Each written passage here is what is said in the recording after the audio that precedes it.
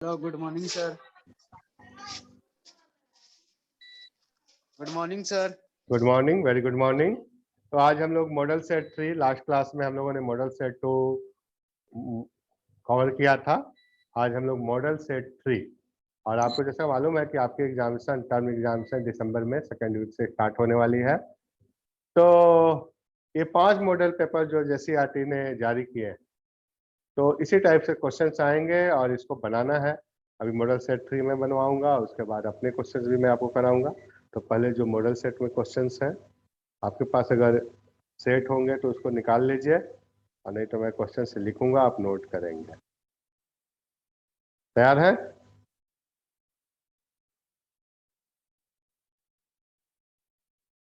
First question, question number 1, which of the following property is not satisfied by an electric charge? लिख रहा हूं मैं question, आप पहले नोट कर लें।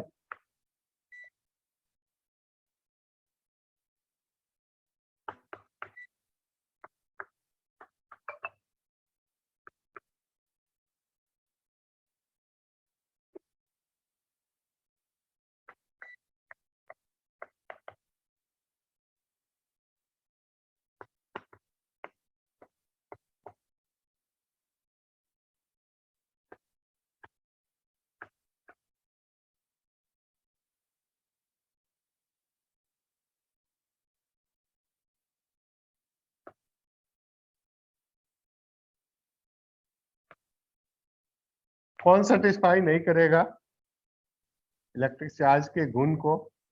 First option, total charge conserve. ये तो चार्ज कंजर्व होता है, total charge conserve.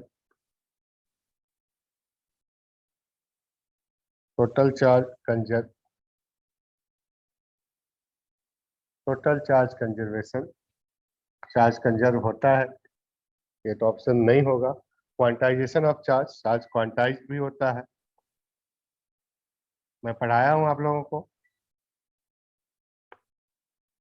Quantization of charge is equal to any. Option C, two types of charge,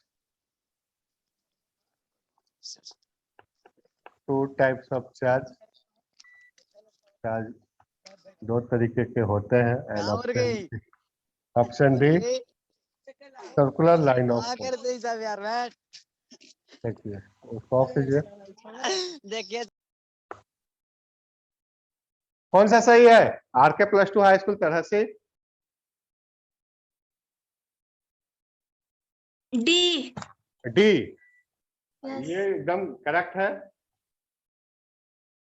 कह रहे कौन चार्ज की प्रॉपर्टी नहीं है? तो चार्ज कंजर्व भी होता है, चार्ज क्वांटाइज भी होता है, दो तरह के चार्जेज होते हैं। ये सर्कुलर लाइन ऑफ फोर्स, इससे कहीं कुछ मिलता जुलता कोई वर्ड नहीं आपने पढ़ा है।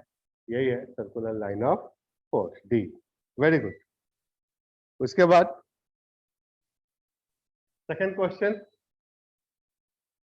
लिख लिए आप अपने, आपके पास अगर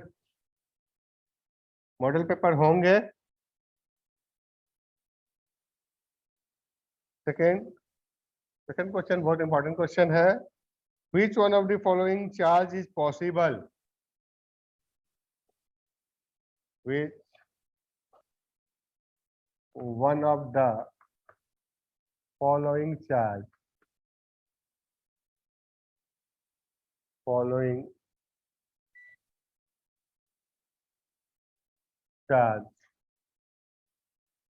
is possible?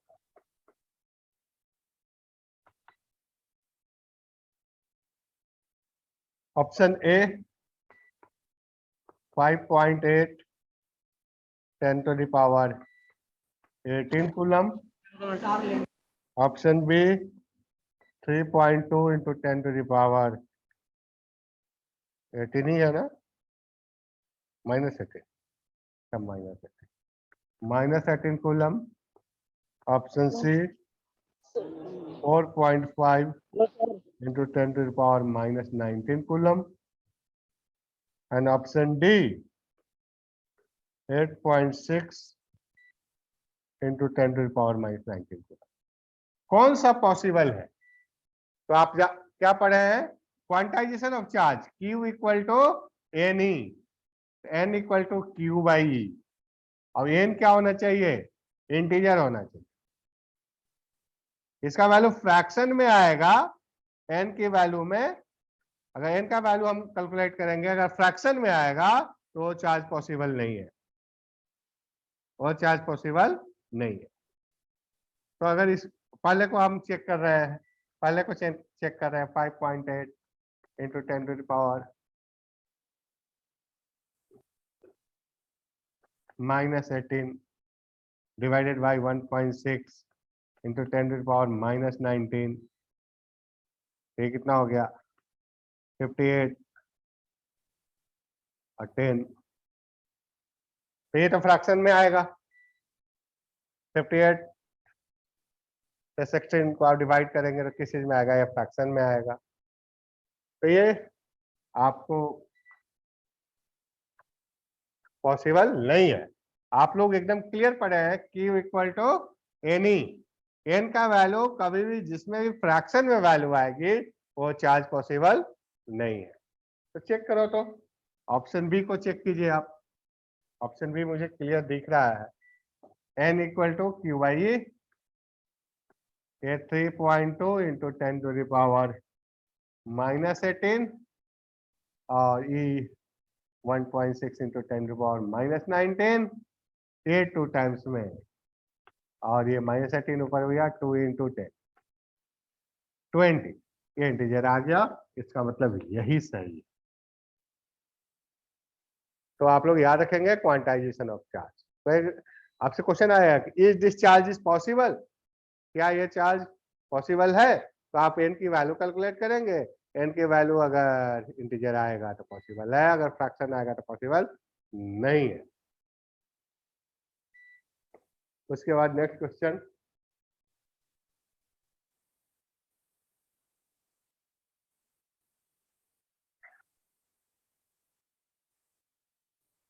Next question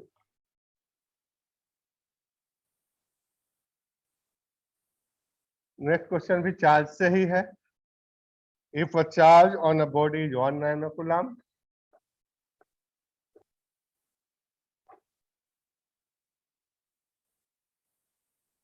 on a body is 1 nanocoulomb, then how many electrons are present? Then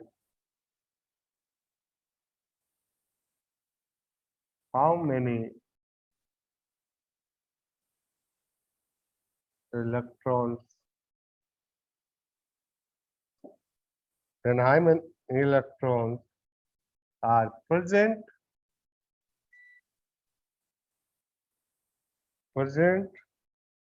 on the body? On the body. Option A 6.25 10 to the power 18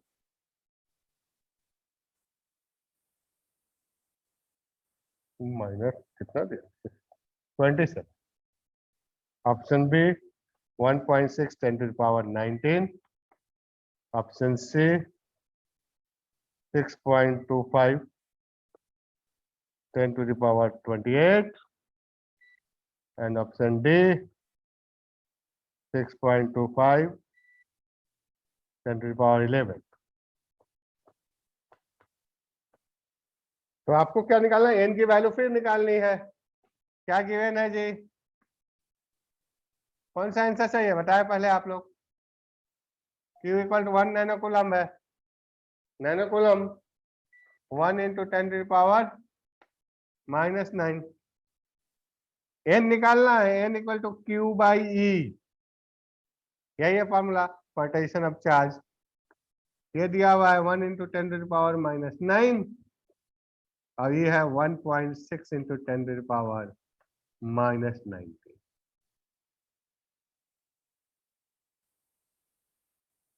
तो ये हो गया 10/16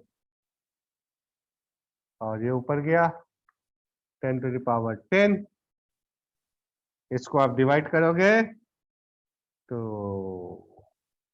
ये हो गया 0.625 10⁻10।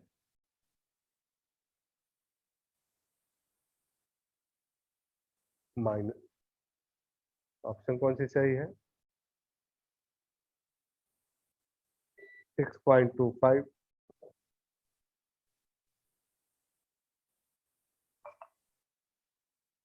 इसमें तो कोई ऑप्शन सही नहीं दिख रहा है। 6.25 10⁻27 होगा नहीं, नैनो कूलम -9 है, 19 ऊपर गया 10, तो इसमें कोई ऑप्शन सही नहीं दिख रहा। कुछ मिसप्रिंट होगा, आप कैलकुलेट कर लें।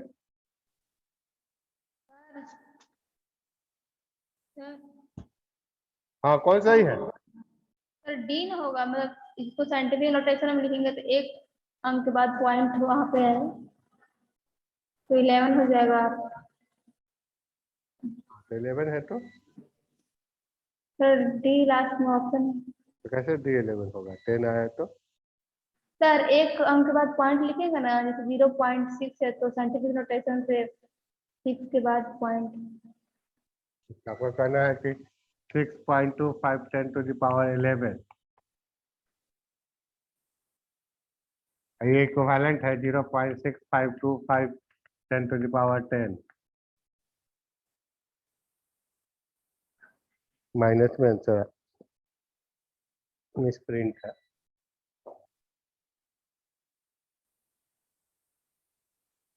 तो यही आपका आंसर है।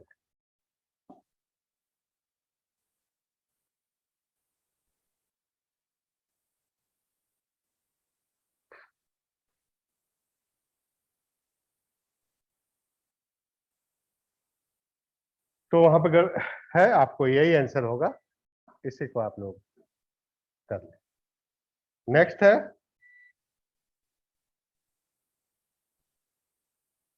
क्वेश्चन नंबर 4, कैपेसिटर से क्वेश्चन है। इसमें कुछ नहीं है, कैलकुलेशन में या लिखने में थोड़ा सा प्रॉब्लम इन लोगों ने किया है, प्रिंट हुई है question.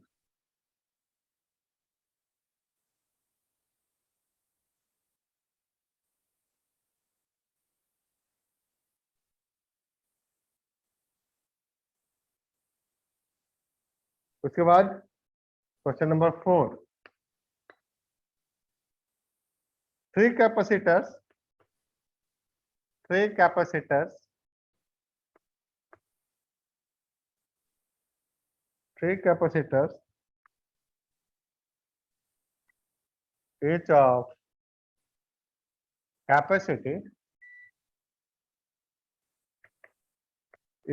capacity C are added in series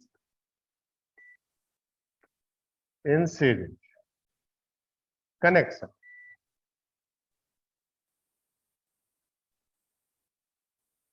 Then equivalent capacitance will be, এটা बहुत आसान है, then equivalent capacitance will be, पहला ऑप्शन ए 3C, दूसरा option B 3/C, C/3, option D 1/3। तो सीरीज में है, कैपेसिटर किस चीज में है? सीरीज में है। कौन सा सही है? आंसर बताइए। सी हाँ ए ए सी सी सी सर। सी सीरीज में है तो क्या सी इक्विवेलेंट की फार्मूला है आपको? 1/C1 + 1/C2 + 1/C3। ये जस्ट रेसिस्टेंस का उल्टा होता है यहाँ formula. 1/C plus 1/C + 1/C कितनी हो गई? 3/c, तो c इक्विवेलेंट कितनी होगी? 3/3। तो सही सी हो गया। c होगा। उसके बाद नेक्स्ट क्वेश्चन सभी लोग नोट करते चलेंगे। RK+2 high school Leslieganj, Leslieganj. हाँ सर। हाँ, तो आप फिफ्थ क्वेश्चन जो है उसका आंसर आप बताएं। SI unit of self inductance is? Henry sir, Henry. Henry, very good. Option D is correct. SI unit of self inductance is Henry. Note कर लीजिए, इसके बाद नेक्स्ट क्वेश्चन करेंगे।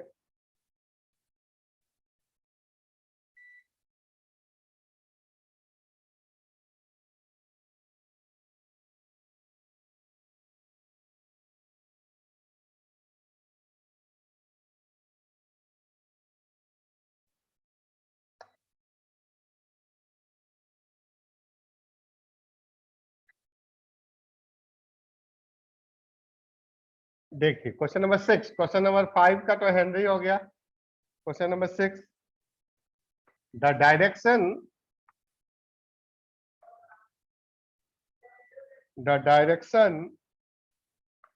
of the induced current, the direction of the induced current in a circuit is always such that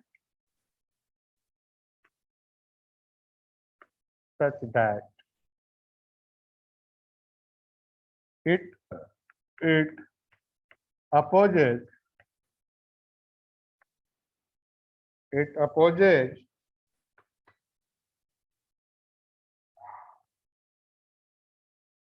the cause due to which, कौन सा statement है जी?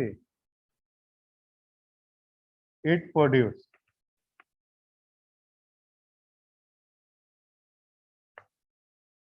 this law is named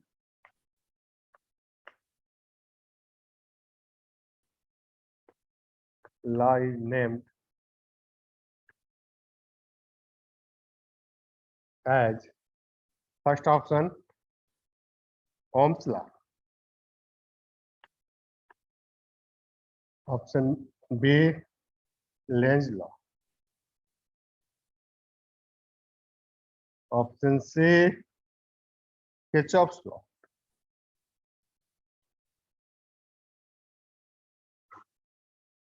and option D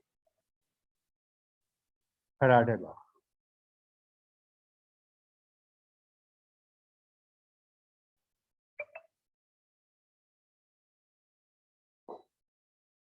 बताएं आप लोग। B. कौन से? Lenz law, very good. किसी परिपथ में प्रेरित धारा की दिशा हमेशा ऐसी होती है कि वह उस कारण का विरोध करती है जिसके कारण वह उत्पन्न होता है। ये लेंज लॉ है। Induced current, direction of induced current हम लोग इसे डिसाइड करते हैं। लेंज लॉ का स्टेटमेंट ही है ये, तो सही है, लेंज लॉ। उसके बाद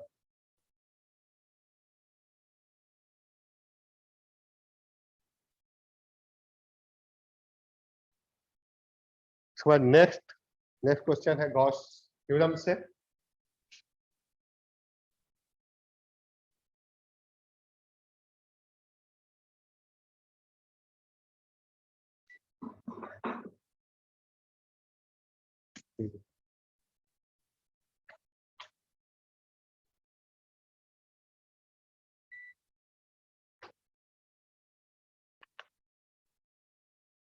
The electric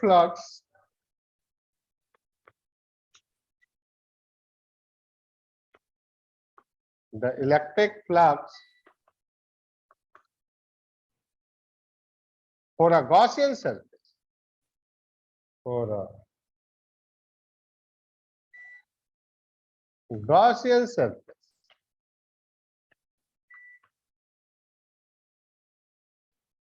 that encloses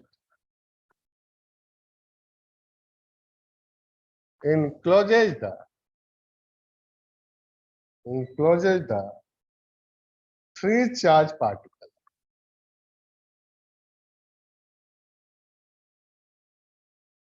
Free charge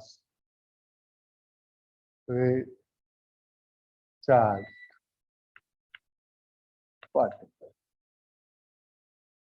in free spaces. In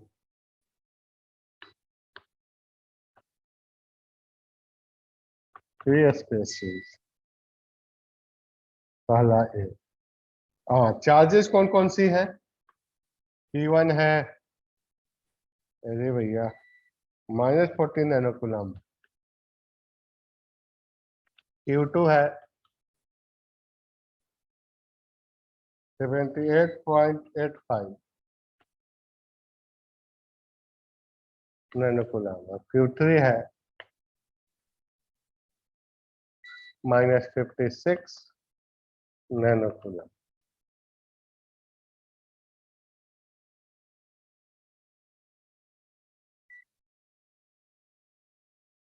उसके बाद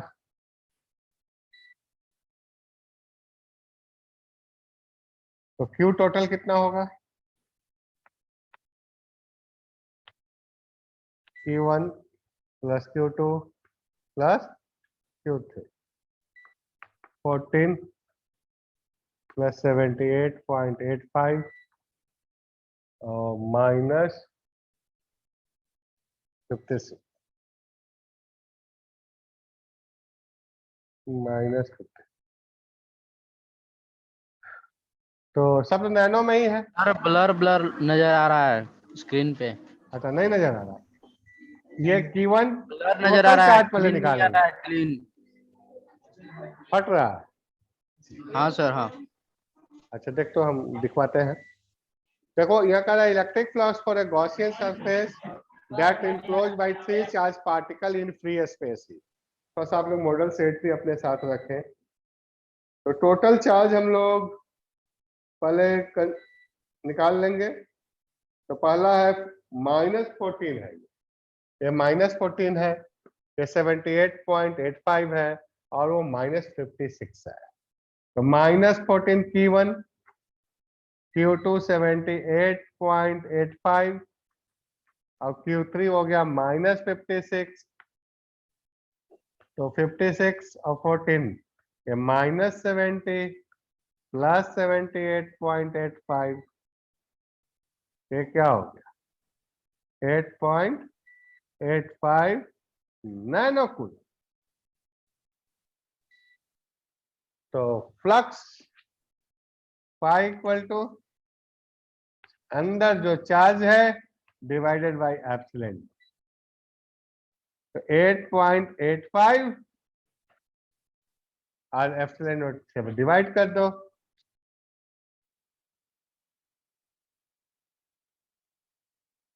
एप्सिलॉन नॉट, इसमें भी ऑप्शन गलत दिया है क्या? 8.85 10 to the power -2। फिर तो कैंसिल हो गया।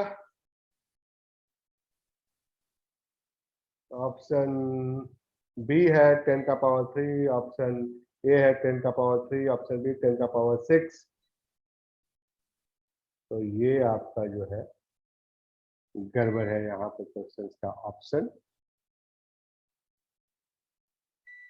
ये होगा 10 to the power 2, ये कैंसिल हो जाएगा।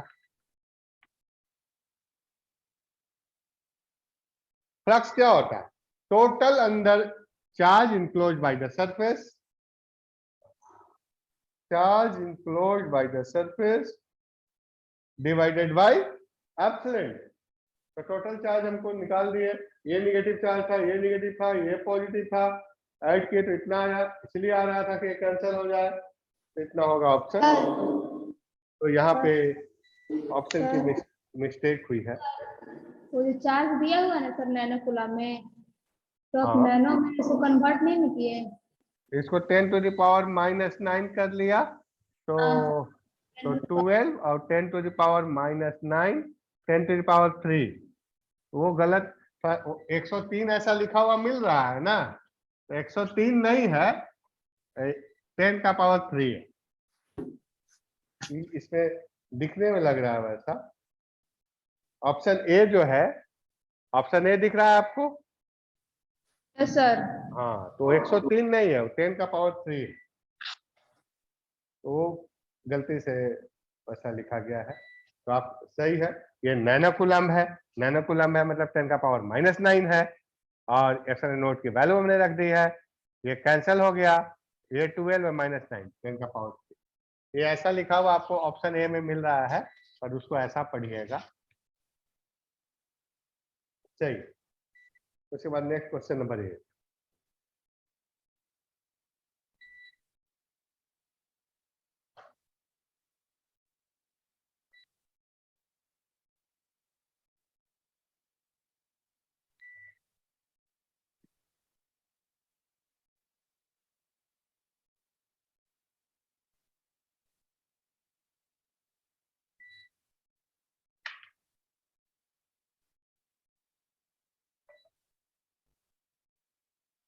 Question number 8. Two parallel conductors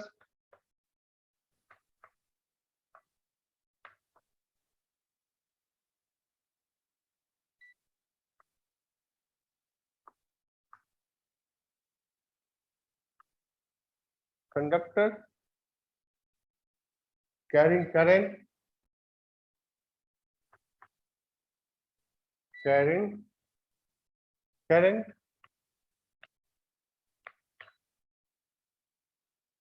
two parallel conductors carrying current in the opposite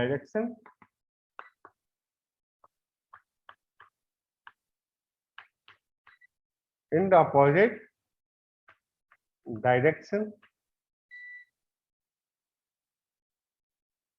will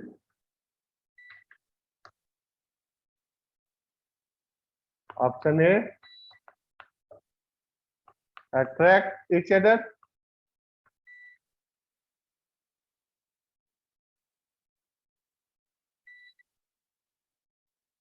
दूसरा repel each other,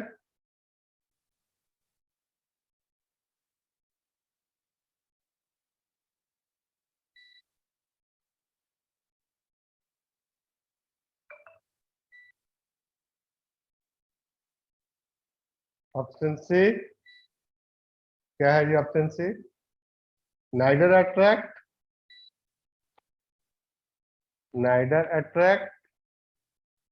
nor repel, option D none of these।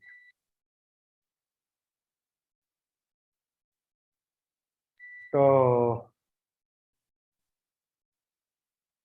Opposite direction, मैंने बार बार एक क्वेश्चन बताया आप लोगों को कि सेम डायरेक्शन में करंट जाएगा, तो ए फॉर अट्रैक्शन, और अपोजिट डायरेक्शन में जाएगा इसका उल्टा, रिपेल इच अदर। ऑप्शन कौन सी सही है जी? रिपेल। उसके बाद नेक्स्ट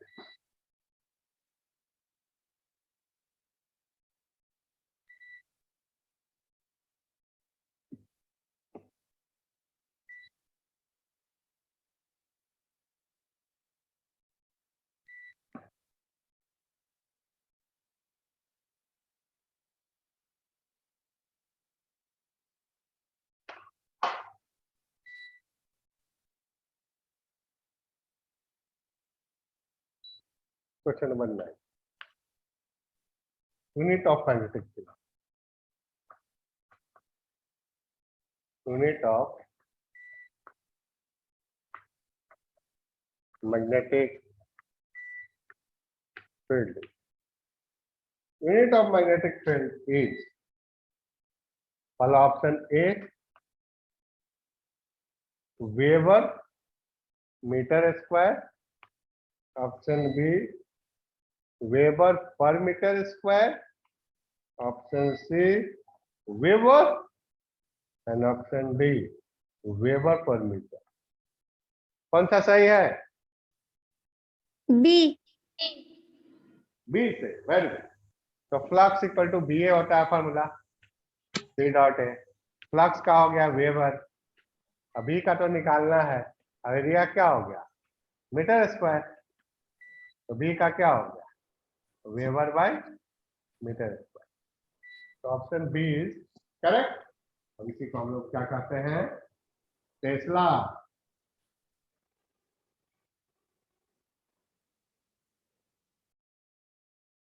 उसके बाद next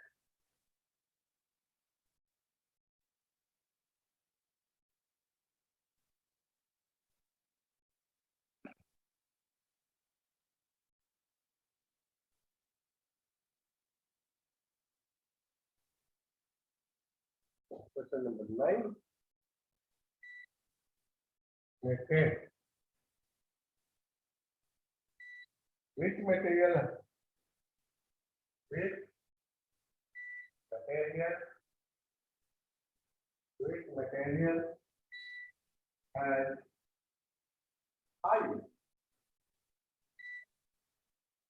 high electrical conductivity, electrical conductivity?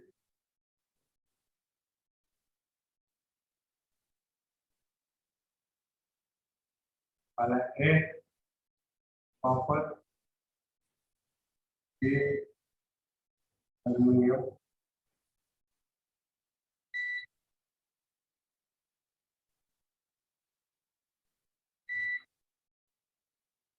Option A iron, option B silver. कौन सही है जी? बताइए। बी।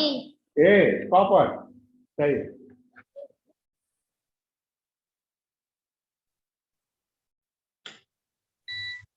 चलो सर क्वेश्चन है आप लोग डी होगा sir.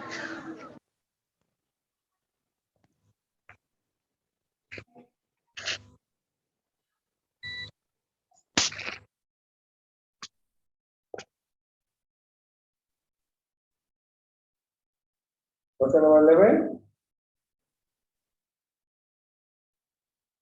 A point charge, a point charge Q is placed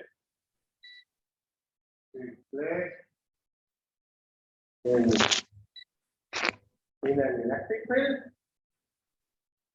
in an electric field is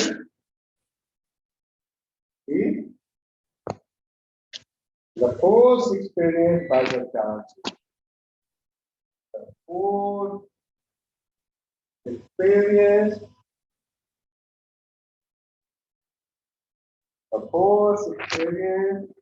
by the charge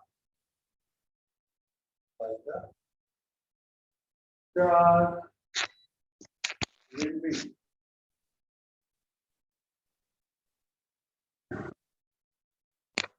force experienced by the charge is Q by V. Speed Q. Speed E by Speed 1 by Q.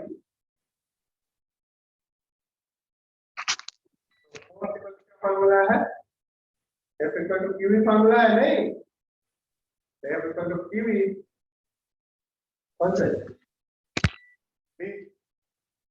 कोई charge किसी electric field में है तो कितना charge है, कितना force है। Next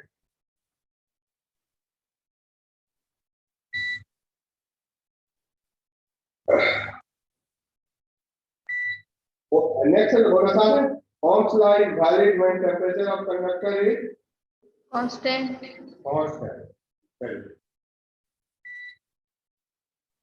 Ohm's law is valid. My capacitor conductor is short. Next, question number 13. So, that is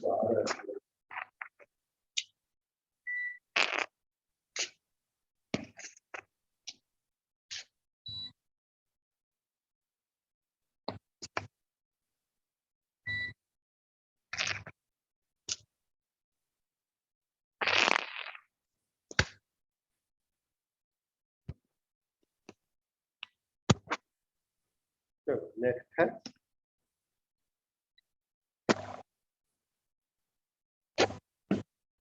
question number 13.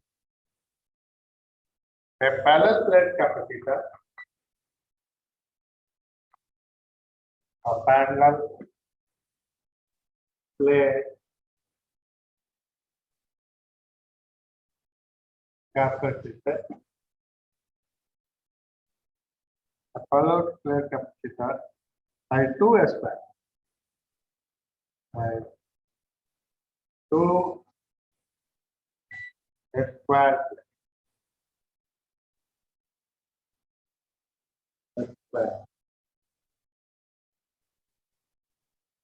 with equal and opposite side.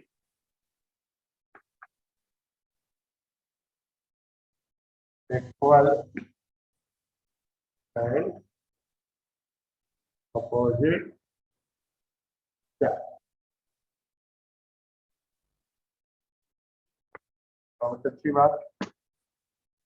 The surface charge density on plates are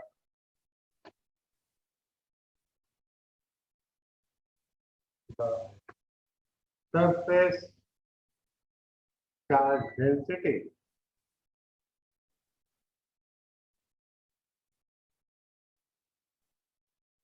on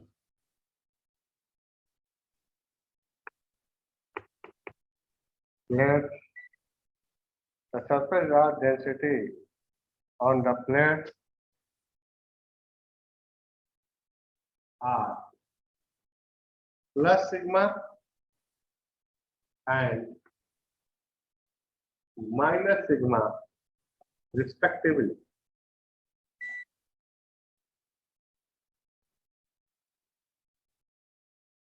In the region between the plates, the magnitude of electric field in the region between plates, in the region between plates, the magnitude of electric field. The magnitude of electric field. Option A, sigma by 2 epsilon naught. Option B, sigma by epsilon naught. Sigma by 2 epsilon naught. 0 D none of these. कौन सा ही है?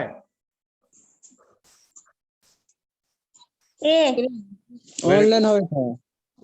देखो मान लो एक plate है, इस पे plus sigma है, इसकी सरफेस चार्ज डेंसिटी. इसके पहले दूसरी प्लेट है, इसकी सरफेस चार्ज डेंसिटी है माइनस सिग्मा. यहाँ पे निकालना है.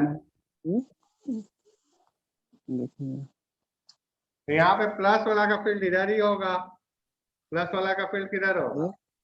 सिग्मा बाय 2 एप्सिलॉन नॉट किधर होगा? राइट. माइनस वाले का फील्ड किधर होगा? Towards the plate. Sigma bye 2 epsilon not. Right. दोनों एक ही तरफ है.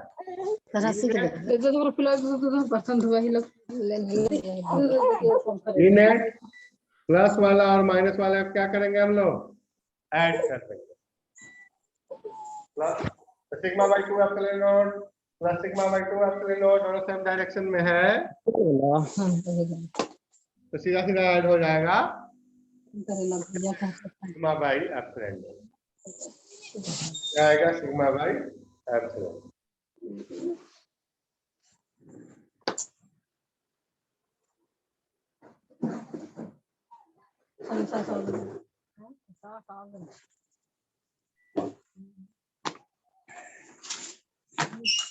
इतना देरी में से पहुंचा ये ऑफिस का गले में उतना देरी